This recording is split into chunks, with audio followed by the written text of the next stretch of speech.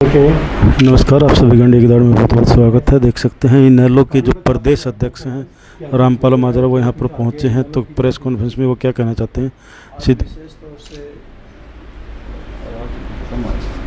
सरकार की सह पे जो बड़ी बड़ी कंपनियां नाच रही हैं, सरकार के शरण में, जो चाहे वो टीडीआई है, डीएलएफ है, पार्श्वनाथ है, सहारा है और चाहे ट्राइडेंट है, अपनी जो मनमानी कर रही हैं, जिनका शिकार यहाँ का एक किसान विजेंद्र सिंह हुए, जिसकी दर्दनाक मौत भी हुई, जिन्हें मैं भावभीनी श्रद्धांजलि अपनी पार्टी की तरफ से देता हूँ।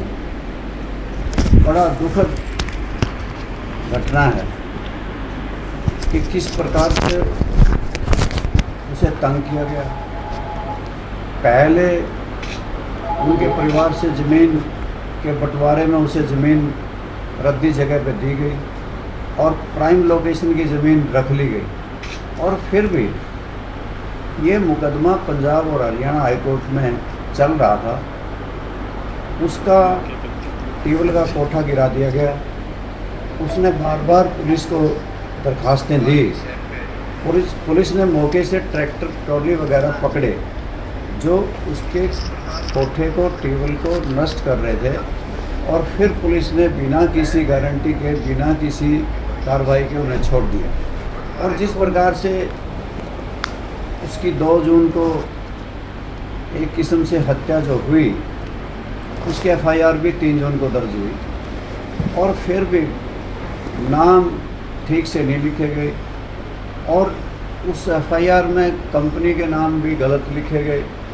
और ये लगता है कि सरकार की शरणसथली की वजह से, सरकार की शरण की वजह से इस प्रकार से बड़ी बड़ी कंपनियां अपनी मनमानी कर रही हैं और किसानों को बहुत ज़्यादा तंग कर रही हैं, जिसकी वजह से उनकी जानें ले रही हैं। किसी के रास्ते रोक देते हैं, किसी पे बाउंसर लगा देते हैं, और किसान को इतना परेशान करते हैं कि उसके अपनी ज़मीन में भी आने और जाने के रास्ते बंद कर दिए जाते हैं। इस बात को लेकर के विशेष तौर से आपको हमने कष्ट दिया कि आप आएँ, किसानों की आवाज़ सुनें। हमारी पार्टी का साफ साफ कहना है कि विजेंद्र को मारा गया और सरकार ने उस पर कोई कार्रवाई नहीं की, प्रशासन चुप रहा और पुलिस की भी मिली भगत थी। इन सारी बातों की जांच को जुडिशियल मजिस्ट्रेट पंजाब और हरियाणा हाई कोर्ट की सिटिंग जज से होनी चाहिए। हम ये मांग करते हैं कि किसान की मृत्यु पे उसे 2 करोड़ रुपये उसके परिवार की नौकरी दी जानी चाहिए, और इस कार्रवाई को अगर अमली जामा नहीं पहनाएंगे तो हम यहाँ पे 10 तारीख को 10 बजे एक विशाल प्रदर्शन करके धरना देंगे डिप्टी कमिश्नर के कार्यालय के सामने, और सरकार को मजबूर करेंगे कि वो इस जांच को करवाए पंजाब और हरियाणा हाई कोर्ट के सिटिंग जज से। प्रधान जी, एक मेरा कहना ये है, जैसे हरियाणा तो बहुत किसानों में एग्रेशन है, बहुत संगठन है, कोई किसान संगठन आगे क्यों नहीं आ रहा? इतनी बड़ी अगर घटना हुई है, उन्हें रिएक्शन क्यों नहीं है? हम किसी किसान संगठन को तो नहीं मजबूर कर सकते, परंतु आपको पता है 3 काले कानून भी इसी तरीके के थे, जिससे किसानों की ज़मीन हड़पने के साजिशें रची जा रही थी। और जिस प्रकार से कितना बड़ा आंदोलन हुआ था कि 380 दिन तक किसान दिल्ली में भूखे प्यासे बैठे रहे, 750 से ज़्यादा किसानों की जानें चली गई थी, तब जा कर के वो काले कानून वापस हुए थे। और इसी प्रकार से ये कंपनियां भी धींगा मस्ती कर रही हैं, जिससे किसान की जान ले ली। और आप सब इस बात से परिचित भी हैं कि यहाँ पे जितने भी कंपनियां हैं, उनके कोई ना कोई केस किसानों से चले हुए हैं, और किसानों के ऊपर वो धक्काशाही कर रहे हैं। इस बात को लेकर के हमने ये निर्णय लिया है कि हम 10 तारीख को अपना ज़ोरदार प्रदर्शन करेंगे और सरकार को मजबूर करेंगे कि वो कार्रवाई करे। सर, ये 10 तारीख का जो टाइम दिया है, क्या ये अल्टीमेटम है इनेलो की तरफ से सरकार? हमारी तरफ से सरकार को ये अल्टीमेटम है कि अगर आप कार्रवाई करें आपके पास समय है 10 तारीख तक, अगर आप कार्रवाई नहीं करेंगे तो हमारा 10 तारीख को धरना प्रदर्शन होगा और उसके बाद भी हम अगली कार्रवाई अपने सभी साथियों से, सभी पार्टी की राज्य कार्यकारिणी से डिस्कस करके आगामी कार्रवाई का ऐलान करेंगे। ये जो प्रदर्शन कह रहे तरफ हैं, से एक बयान छपा हुआ है मीडिया रिपोर्ट में कि ये उनका पारिवारिक विवाद था। ये सब पारिवारिक विवाद था, उसी की परिणाम है जिसने खुद आगे ये सब लोग बनावटी बातें कर रहे हैं। ये कंपनियां अपने पैसे के बलबूते पे और पहुंच के बलबूते पे, इनकी पहुंच भारतीय जनता पार्टी में बैठे लोगों से है, साठगांठ है। ये कॉलोनाइजर का काम सारी भारतीय जनता पार्टी आजकल कर रही है। इनमें कोई ना कोई मंत्री, भूतपूर्व मंत्री, कोई विधायक ज़रूर से ज़रूर शामिल होता है। और जहाँ तक हम परिवार से मिल के आए हैं, परिवार का साफ साफ कहना है कि एक साजिश के तहत जिस प्रकार से विजेंद्र खेत में गया और पहले से पूर्व नियोजित था, कैमरे उस दिन नहीं थे, जबकि कंपनी ने पहले कैमरे लगाए हुए थे, परंतु उस दिन उतार दिए गए थे और उसके जाने के बाद उसको पेट्रोल छिड़क करके आग लगा दी गई। जब वो पहुंचे थे तो उसकी स्किन थी नहीं। सफदरजंग हॉस्पिटल दिल्ली में गए तो वहाँ पे पहले प्रशासन तैनात खड़ा था, सिविल ड्रेस में पुलिस वाले खड़े थे। इसका मतलब ये था कि वो ये देख रहे थे क्या स्थिति, आँक रहे थे, क्योंकि करा तो ये सारा का सारा दोनों का, बड़ी कंपनियों का मेल प्रशासन से, इन दोनों की मेल जोल से एक किसान की जान चलेगी।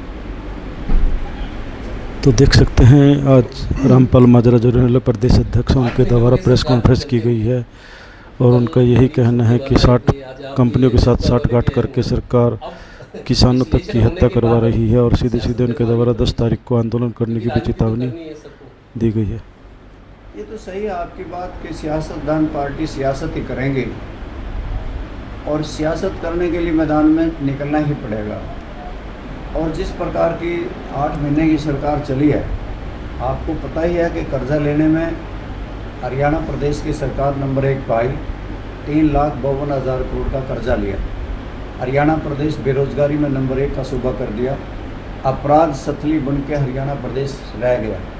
आज जो हालात हैं कि बेरोजगारी किस प्रकार से पूरे प्रदेश में दंदना रही है, हमारे नौजवान बच्चों को विदेशों में जाना पड़ता है, किस प्रकार से डिपोर्ट होकर के यहाँ पे आए थे, हाथों में हथकड़ियाँ थी, पैरों में बेड़ियाँ थी। और इतना ही नहीं, आज स्कूलों में मास्टर नहीं, अस्पतालों में डॉक्टर नहीं, जल घरों में जल नहीं, बिजली घरों में बिजली नहीं, नहरों में पानी नहीं, अव्यवस्था का आलम है। और बिजली के बिल 5,000 करोड़ रुपये के हम पे लाद दिए गए। जहाँ कलेक्टर रेट बढ़ाए गए, वहीं पे IDC EDC बढ़ाए गए, टोल प्लाजा बढ़ाए गए, यानी कि जहाँ टैक्सों की भरमार है, वहीं हरियाणा प्रदेश में अव्यवस्था का माहौल है। अपराधी इतने दंदना रहे हैं कि परसों चौथे की खबर है अखबारों की कि 4 जिलों की बोली ठेकों की होनी थी। किसी भी ठेकेदार ने गैंगस्टर से डरते हुए, उनकी धमकियों से डरते हुए बोली नहीं दी। और जमुनानगर में दोबारा से बोली रखी गई। 55 जोन की बोली होनी थी, केवल 10 जोन की बोली हो सकी, क्योंकि थ्रेटनिंग थी कि आप अगर बोली दोगे तो तुम्हें उड़ा दिया जाएगा। कि आज अपराधियों के हौसले इतने बुलंद हैं कि शराब के ठेकों की बोली भी नहीं हो पा रही। यहाँ तक कि DGP ने, SP ने बयान देना पड़ा कि वो बेखौफ होकर के बोली दें, हम पूरी व्यवस्था करेंगे, कानून व्यवस्था बना के रखेंगे। परंतु उसके बाद भी डर नहीं गया। हरियाणा प्रदेश में जहाँ इस प्रकार के हालात हो गए हों, रोज़ की रोज़ फिरौती मांगी जाती हों, रोज़ गोलियां चलती हों, रोज़ मर्डर, कत्लोघात हो रहा हो, तो कैसी सरकार, जहाँ पे सरकार बोली देना छोड़ना चाहती है, ठेकों की नीलामी करना चाहती है और बदमाश गुंडे उनको बोली भी ना देने दें, तो इससे ज़्यादा आतंक का मोल क्या होगा। आप विपक्ष में हैं, अब भले ही विधायक आपकी कम है, लेकिन हाजिरी तो है। सरकार ने जो वायदे किए थे बीजेपी में, तीसरी बार चुनाव जब लड़ रही थी सरकार में आने से पहले, सरकार पर दबाव बनाएंगे, पूछेंगे वो वायदों का क्या हुआ, क्या क्या वायदे पूरे नहीं हुए, उसको आप आवाज़ उठाएंगे? अभी तक तो कोई वादा पूरा नहीं हुआ। वायदे तो अनेकों थे। आप कह रहे थे महिलाओं को 2100 रुपये मिलेंगे, किसी को मिल गए, किसी को भी नहीं मिले होंगे। किसान से कहा था MSP मिलेगा, नहीं मिला। किसान की आमदनी दुगनी हो जाएगी, 2022 तक नहीं हुए। किसानों के खाद के, बीज के, कीटनाशक दवाओं के रेट कम होंगे, नहीं हुए। और कहते थे बेरोजगारी पर अंकुश लगाएंगे, नहीं लगा। हरियाणा प्रदेश में आप ये देख लें, ये ठीक है कि सरकार उनकी बन गई, इतने मुद्दे होने के बावजूद भी उसका मुख्य कारण यही था कि हवा तो कांग्रेस की थी और सरकार बीजेपी की बनी थी। उसका मुख्य कारण ये रहा कि कांग्रेस पार्टी के लोग आपस में ही लड़ते रहे, एक दूसरे को कांग्रेसी को हराता रहा। और मुख्यमंत्री बनने वाले ये सोचते थे कि ज़्यादा सीटें ना आएँ, अगर ज़्यादा सीटें आएंगी तो पार्टी हाईकमांड उनको मुख्यमंत्री नहीं बनाएगा। तो इसलिए कांग्रेस ने अपनी पार्टीबाजी मतभेदों की वजह से भारतीय जनता पार्टी को तस्तरी में सौंप के सत्ता दी। वरना तो लोग परिवर्तन चाहते थे। आज भी लोग इस बात से हताश और निराश हैं कि हम परिवर्तन कर नहीं सकते, और इसका मुख्य कारण कांग्रेस है।